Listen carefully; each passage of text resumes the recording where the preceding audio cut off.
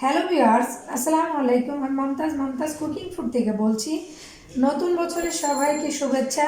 আশা করি আপনারা যে যেখানে আছেন সবাই ভালো আছেন। আমি আলহামদুলিল্লাহ ভালো আছি। আজকে আমি একটা রেসিপি নিয়ে আসছি, তা হলো মেরা পিঠা, ময়মনসিংহের মেরা পিঠা। এটার সঙ্গে বিভিন্ন রকম ভর্তা বা তরকারি, ঝোল বা তরকারি দিয়েও খেতে পারেন আপনারা। আমি আজকে দুই রকমের ভর্তা ও কিছু তরকারি দিয়ে দেখিয়ে দেবো। চলুন তাহলে মেরা পিঠাটা কীভাবে বানিয়ে আমি আপনাদের দেখিয়ে দিচ্ছি। এখানে আমি গুঁড়ি নিলাম, চাউলের গুঁড়ি। এই যে আপনাদের প্রয়োজন মতো আপনারা নেবেন। আমি যেই কতটুকু বানাবো সেই অনুযায়ী আমি গুঁড়িটা নিয়ে নেব। এখানে আমি আড়াই কাপ, মানে 2 কাপ ও আড়াই কাপ, আধা কাপ গুঁড়ি নিলাম।